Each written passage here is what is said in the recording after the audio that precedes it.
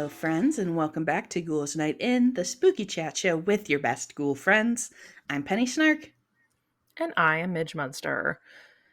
So Penny, I feel like you have done a lot of episodes talking about fears, Mm-hmm. specifically like ones that you yourself have and have done a brilliant job dissecting the reasons why we find those things to be scary. Oh, I thank you very But much. thank you. But I feel like I haven't touched on as many of my own fears. Hmm. And so I thought today that I would bring something to the podcast that really heaves my personal jeebs Ooh. very badly. And so we are going to be talking about wax museums. Oh, fun. And I do first want to point out that today's episode topic was brought to us by the Ghouls Night In Discord server. Yay! So if you are not aware, because we normally mention this at the end of the episode, so if you, maybe don't always catch the end if you're commuting or what have you, we do have a Discord server now, and it's really fun. A lot of great different channels and types of discussions happening over there. But Penny did create us a great episode suggestion channel where Indeed. listeners can throw their own suggestions of things you'd like to hear us talk about here. And Jenna H brought wax museums to the table, and that's actually something I've had like kind of in the back of my brain for a while, but I Yeah. brought it back to the forefront. So thank you, Jenna. I hope you enjoy this episode. So, but this is something that has always really freaked me out. We did do an episode, I believe, I think that was in our first year, about Uncanny Valley, which Yes. this definitely displays a lot of those qualities. But wax museums and wax figures have their own creep factor, and there is a good reason for that. So we are going to dig into their history. Hell yeah. So, first, just wax in general, how it is kind of connected into spookiness. Wax has been used for thousands of years in rituals and art. The ancient Egyptians used it in funeral rites and used it to make things like Faya mummy portraits and wax amulets to protect their dead. The Romans used it to make death masks of their elite. Penny has a whole great episode about death masks. If you haven't heard that one, definitely check it out. But as far as the making of life-size wax figures wearing clothing and things of that nature, that really came into practice in the Middle Ages as part of the funeral practices for European royalty. So in the Middle Ages, it was common practice to carry a corpse fully dressed on top of the coffin at royal funerals so that people could view the royalty. Sure. But sometimes that would have, as you can imagine, some unfortunate consequences Yeah, yeah. of having a corpse just out there in the open and balanced, and there's weather at play and all these things. So, the custom of making an effigy in wax for this purpose grew, and they would dress them in the full coronation regalia and display them at the funerals. And the great part about this too was that with the full clothing on the effigy, you really only needed the hands and the head to be Oh, made of yeah. wax. Sure. Yeah. So a lot of times the bodies were made of like wood or even like cloth stuffed, just something to hold the form of Yeah. the Bulk it clothing. out. Bulk it out. I think of I watch like sculpting videos and when they put like aluminum foil in the center. Right, the armature and the yeah, exactly. The real Ace of Clay situation. Exactly. I was thinking of Ace of Clay. Oh yeah, shout out to Ace of Clay. Oh, he's a real one. If you He guys don't is. watch his videos, you listeners specifically would love him, Mhm. especially his like dark universe stuff that he does is really cool. Um, so after these effigies were paraded, they would be displayed either like by the tomb or in the church. And many of these are still on display Mm. in the Westminster Abbey Museum, which, in my opinion, is uber haunting. So these are obviously made to look like the deceased version of the Oh, body. yeah. Like they're Mhm. made to look like a corpse, not a living model of the Sure. person. So they're like lying down. They're on, if you can find photos of this online, they're in display like on like glass box, like basically glass coffins laying around a room. It's just very creepy to me. Um, but they were a very large attraction for people to be able to, see the royals, and people would pay to view these wax figures. And even after that practice, that It's a tough one. funerary, is that what I'm Yeah, trying to I say? think so. Practice. The practice at the funeral, even after that, fell out of fashion, and they stopped showing the bodies at the funerals. It still became a big like tourist thing to make a living looking effigy of the body to view. So there are many of those still as well. Fun fact I found during this research that I really enjoyed about the collection that's at Westminster Abbey is there is an effigy of Frances Stuart, who is the Duchess of Richmond, and she is displayed alongside her parrot that she had stuffed to be displayed with her. Good for her. Good for her. That's I was like I literally was reading that while I was with Taylor, and I was like, she's so me for real. Right, relatable. I was like, that's definitely some shit I would do. Have Roscoe just like sitting Right. next to me. Just be like, "Hey, I'm here." Yeah. And also, uh, but during this same time in the Middle Ages, wax also took on a lot more of a role in the medical community. Anatomical wax models were becoming more and Mhm. more prevalent for medical study. And that, of course, meant that they were getting more and more lifelike and as detailed as possible for people to study the makeup of the human body. And wax artists really began to hone their craft. But when we talk about wax museums as we know them today, we got to talk about one lady. And I bet everyone here, everyone say it together. It's Madame Madame Tussaud. Tussaud. Exactly. Marie Tussaud. Now, Penny, am I mistaken? You've been to a Madame Tussauds, correct? So I've been at one. I did not pay to go inside, but I did look in them. Okay.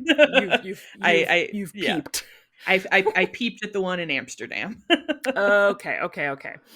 I have not been in one either. The closest I've been to a real Madame Tussauds was in New York City.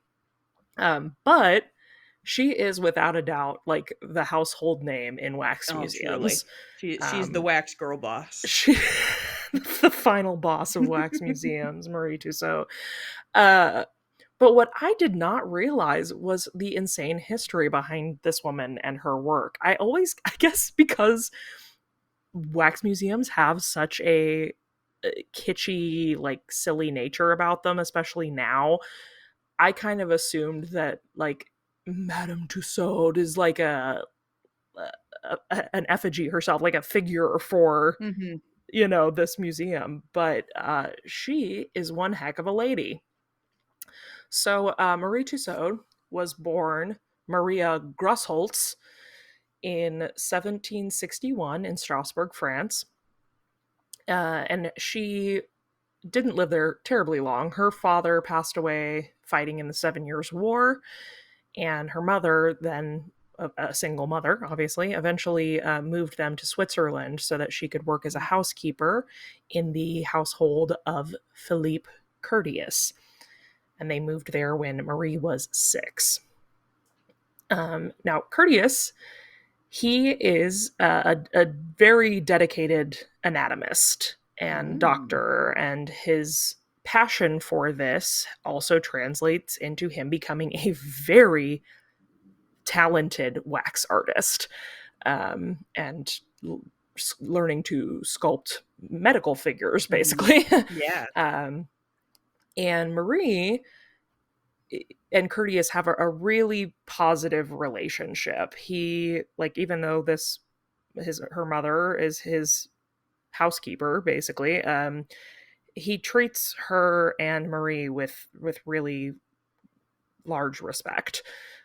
Again, like, this is the 1700s, so that's not always the case for Yeah, women, can't unfortunately. guarantee that for sure. Can't guarantee that at all, especially a single woman with a child.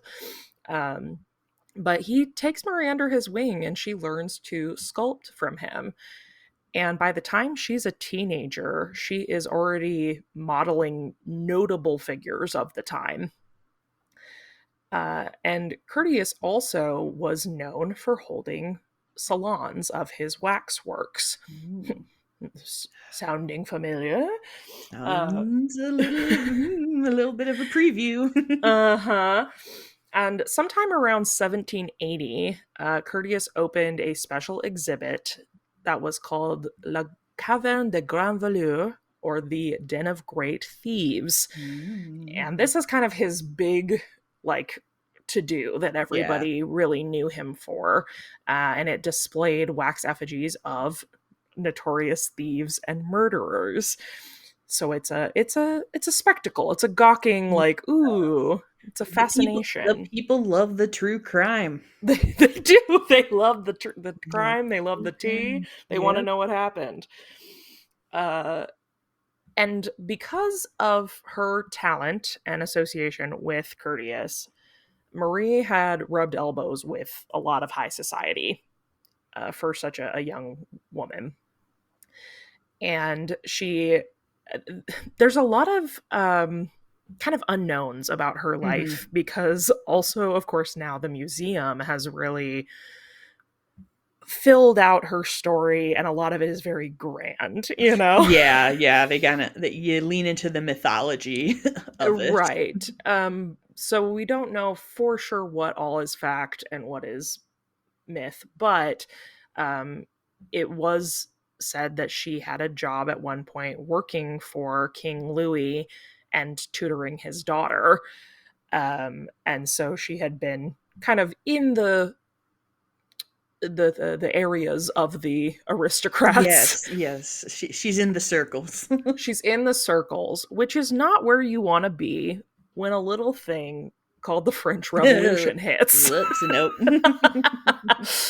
And so, in order to kind of preserve their business and their lives, Curtius and Marie took the side of the revolution, which we love to see. Hell yeah. Um, and Curtius pretty loudly was like, "Yeah, they suck." And there was a story about their parlor being robbed. People took the effigies of a couple large political figures. They were supposed to bring the king, and they couldn't get away with it because it was too heavy. Hmm. And so they took a couple other, like, notable political figures of the time.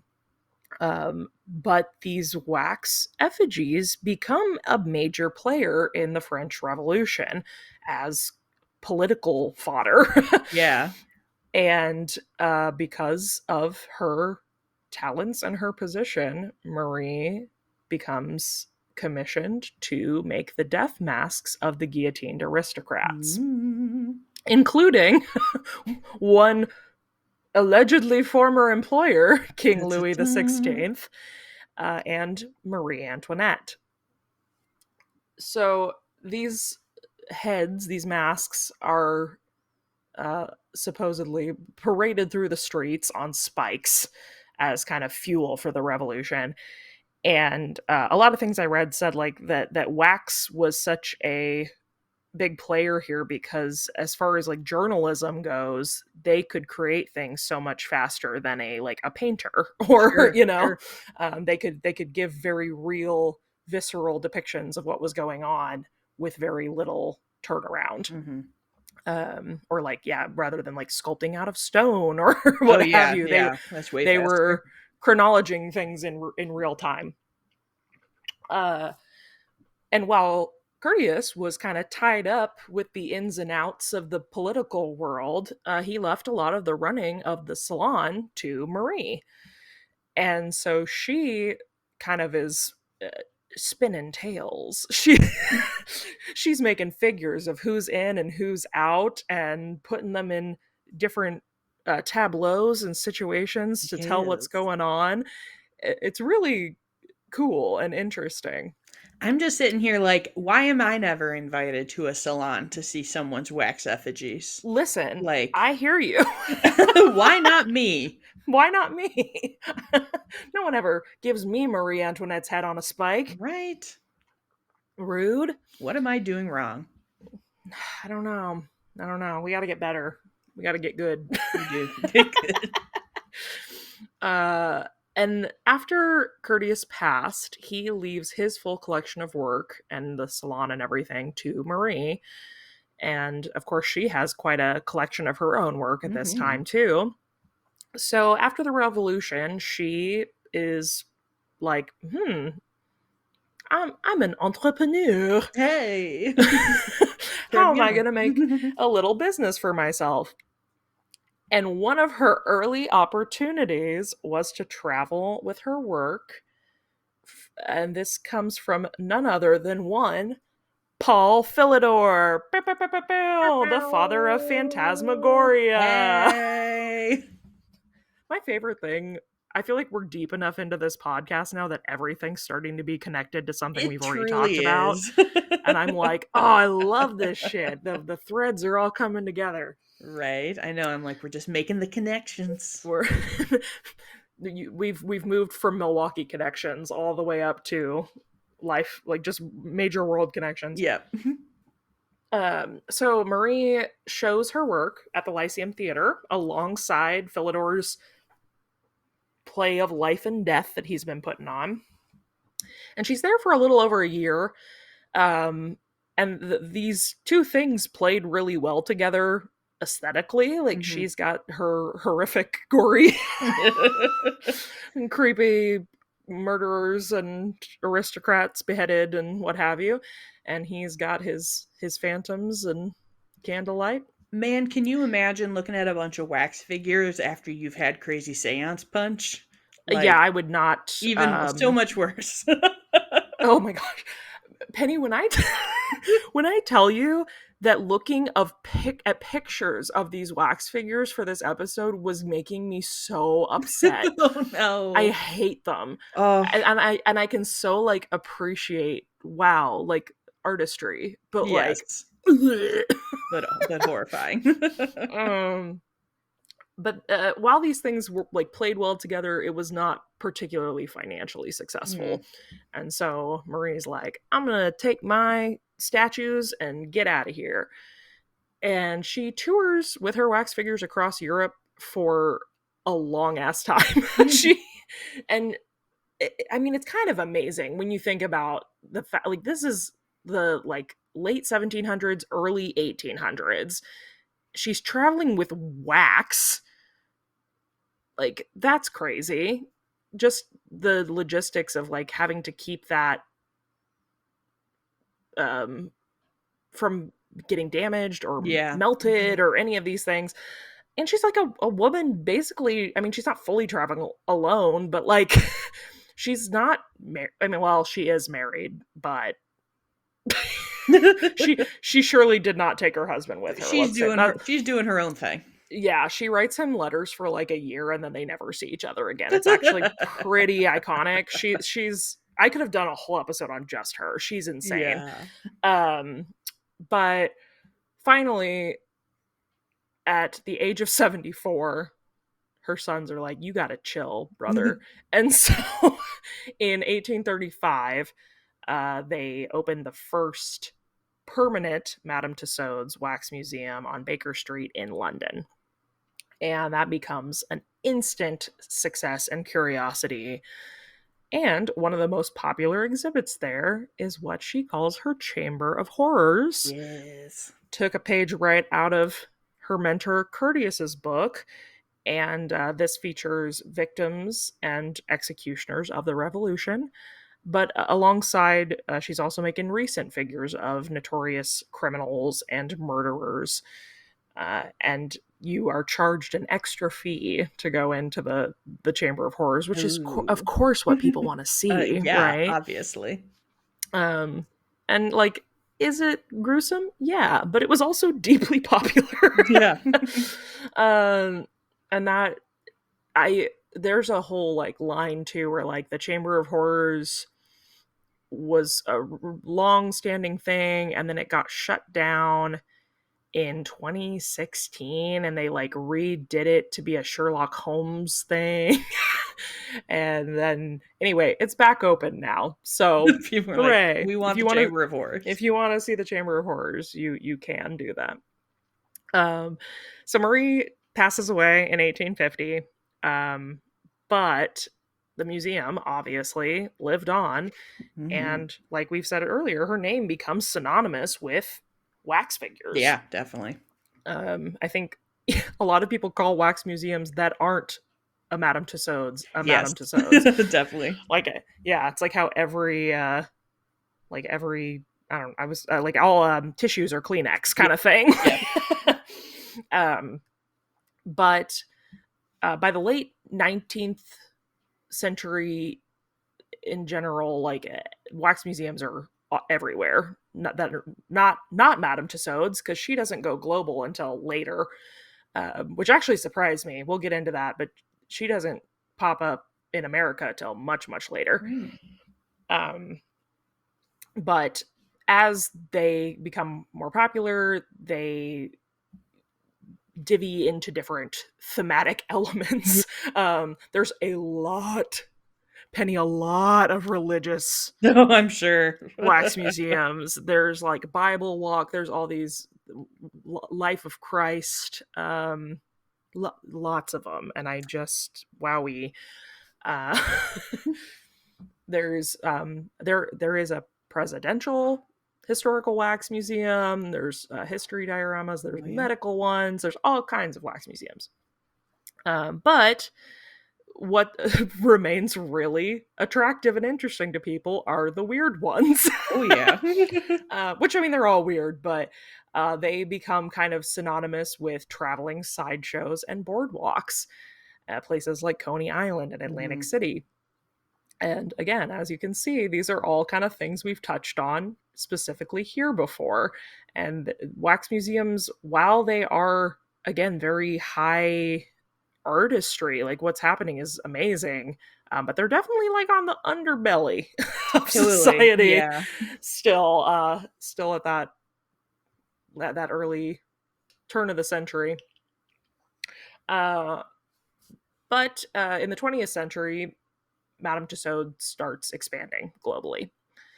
uh and here's where things start getting fun for me in particular, I think. 1953, we see the introduction of the Vincent Price film House of Wax, Yes. and that starts adding an extra layer of mystery and attraction to these museums. And that's when I think people start really kind of following Madame Tussauds influence, and specifically with a focus on Hollywood wax Mm-hmm. Yeah. and stars and sports. And the Movie Land Wax Museum in Winter Park, California, opens in 1962. And that was a massive tourist attraction for decades, likely due to its proximity to things like Disney and Knott's Berry Farm.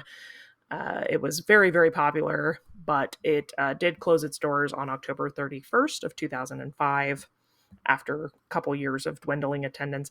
I was really shocked by that, though, because 2005, as we all know, is when the cinematic masterpiece House of Wax came out, starring all of Wow. our early aughts A-listers like Jared Padalecki and Paris Hilton Yes. and Chadsworth Michael Murray. Surely that could have made everyone thrilled about wax. I literally, Penny, my notes say, if that cinematic masterpiece couldn't save it, nothing could. Too true. I mean, y'all know, anybody who listens to this podcast is not surprised. This is my sweet spot of horror, Oh, that yeah. early 2000s. I love that movie. It's one of my favorite like go-to rewatches. It's awful, I'm fully aware, but I love it. It would have tempted me to want to go to a wax museum. So, RIP to Movie Land. But there are some very similar museums that are still standing, one of which is the Hollywood Wax Museum, located in, of course, Hollywood, California. Yeah. And that is pretty exclusively figures from movies. I mean, actors Mm-hmm. in their roles from popular films. But let me tell you, this is a chain of museums, and there surely is one right here in Missouri in good old Branson. Hey. And Branson. Branson. If you're not from the Midwest, Branson is what Midwesterners would equate to Vegas, but it's not good. Lots of shows, lots of kitschy tourist Hmm. attractions, and we do have a Hollywood Wax Museum. And I've been to this one. I went back in 2013 or 2014. It was fun. I survived. I did. I would say, was it terrifying? I think I was really freaked at first, but I did survive. Now, was that maybe 2 years ago?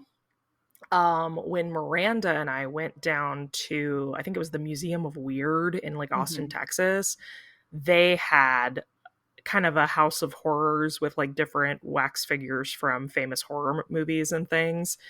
And I did not do well. I kept like jumping and like hiding behind Miranda. Yeah. I'm so convinced they're gonna move. I don't know why. Uh, but as far as our girl Madame Tussaud, did you know, Penny? Because I surely didn't. The first one didn't open in the United States until 1999. What? No, I Isn't did that not know that. crazy? That is crazy. That's when we were alive. Yeah. uh, yeah, 1999 is when the Las Vegas location opened, followed shortly by the 2000 opening of the New York location. Uh, I just found that fascinating how quickly something can become kind of ubiquitous in culture. Like Yeah. I think I was probably, I don't know, I want to say like maybe 10 when I knew what a Madame Tussauds was, and like that they wouldn't have been open hardly. Yeah, yeah, and it's just it's interesting that, like, because you were talking about how, this other, like, wax museum opened in, like, the '60s. It Yeah, almost seems, like, too late. Like, you would right. have thought that it would have been that by the '90s, they would have been like, "We don't need to Lost make new novelty. wax Yeah. museums," but apparently, they're still going. Yeah, well, and if you've seen any, I'm sure a lot of y'all, like your exposure to Madame Tussauds, if you haven't been to one, is seeing photos of celebrities with Yeah. their unveiling of their figures, because Madame Tussauds is still very active. Mhm. It's still a kind of a like a buoy for your talent. Like you're like you're an official celebrity if Madame Tussauds does a wax figure of you. Um, and they are incredible as far as like life likeness to the person. They are really astounding. So that it's not surprising to me why that is like the wax museum. Yeah, for sure. Uh, so great shift here to talk about why are they still here. Obviously this is, the appeal of wax museums when they first became a thing was that you didn't see these people Mhm. otherwise. And now in a world with Instagram and things where a celebrity is like a click away from you at any given point, what is the point of a wax museum now? um and I think a lot of this is the idea of like getting close to fame. Mhm. When even though you can see photos and videos and things of a celebrity, people do still want to like have proximity to that person, Yeah. and most cases that's not going to be attainable. And so I mean there were people waiting in line to take photos with the Taylor Swift wax That's figure. wild. Isn't that crazy? Couldn't be me, but like more power Yeah. to you. um I think there's also like a nostalgic quality to them. They'll always, I mean, especially when you're looking at the places like in Branson and stuff, it's Sure. kitschy and it's Yeah. fun and it's silly. Um, but they are also kind of inherently political in nature still to this day, and they tell a story. Um, we were talking about Marie doing her thing where she was moving the figures around and There's also stories of her like chiseling the head off of a figure when that person was no longer important anymore Oh and putting a yeah. new head on an already existing body. But there's still kind of a lot of this happening with modern wax museums. Like when Brad Pitt and Jennifer Aniston broke up, they like moved their wax figures apart, and Sure. when he got with Angelina Jolie, they put them together, and it is this weird chronicle of living history, which is very strange but interesting. Hmm. Um, and much like the French Revolution, there are still a lot of people taking to these for political statements. Hmm. People have tried to deface the Trump figure, and there were people defacing Prince Charles Yeah. to send a message. And it's effigies have been such a massive part of human history in so many different ways. There is something about that that speaks to us inherently as humans. And I don't know, I find it very, very fascinating. But they're also fascinating because they're creepy as hell. Yeah. Very true. Very true. uh, and I mean, we've talked about the films that came from this. I believe I'm 99. I should have looked this up. I'm pretty sure there's a Goosebumps book that takes place in a wax Oh, I'm museum sure there too. has to be. And I know I definitely watched like a bizarre 80s horror movie where like the wax museum, like the people were going into the wax museum tableaus and it like came to life. Oh, I think I know what you're talking about. Yeah, and like the Marquis de Sade is in it, is one Yeah, of yeah, them. yeah, Yeah, yeah. yeah. Is it called like waxwork? Is Yeah, that something like that. Let me see if I can find it in my letterbox because I remember yeah. watching it because it was one of those ones that just like happened to pop up on like Amazon and I was like, "What's this about?" Yeah. Yeah, there's quite a few. I mean, Yeah, obviously it House is of Waxwork from 1988. Yes. Yeah, I've seen that years ago. That's a fun one. Yeah, that was a wild Um one. but yeah, there's a whole there's another one called like Nightmare in Wax too. There's This has long been the subject of horror for Yes. sure. um which, and it's interesting to know that it has such a connection to funeral culture and things. I think there's a very real reason that we find it haunting. Mhm. Um, but that is a little dive into wax museums. Thank you again, Jenna, for bumping this to the top of my queue. Yeah, good Uh, topic. I truly, truly hate these, but also find them so cool and fascinating simultaneously. Um, Let me know if y'all also experience the fear that when you're in a wax museum, something is going to move. Uh, I can't get past it, even as a 30-year-old woman. And I know it's not true, but But like what one if of it these did? days, one of them's gonna jump out at me, and I'm gonna poop my pants and leave this planet. Thank you all so much for listening. If you would like to be super cool like Jenna H and recommend topics for us to talk about on the podcast, you can join us over on Discord. And all that information is over on our Instagram at Ghouls Night in Pod. And Mm. if you enjoy the show, we would love it so much if you would leave us a rating or a review wherever you listen. You can leave those on Apple Podcasts. You can leave us Spotify comments, or you can always submit those in an Instagram direct message. But I believe Penny has a Spotify comment to share with us. I surely do, Miss Midge. This comment is from Simply Ainsley, who says, "Not me just leaving a review because y'all asked, but a genuine longtime listener that enjoys every Tuesday a little bit more because of these two ghouls. Oh. Nothing like spooky, informative content that makes you want to share with family, coworkers, random strangers in the grocery store. To introverts of the world, these ladies have your segue in or out of any conversation. And for that, we thank you. 10 out of 10 would listen again. That's awesome. It's Love true. I was that. gonna say we really are your way in or out of a Or out. conversation. Absolutely. Yeah. You drop that random Madame Tussauds knowledge and leave See what leave happens. that situation. Oh, that's so funny. Well, thank you for your review. If you would like to follow along with the podcast, you can follow us on Instagram at Ghouls Night in Pod.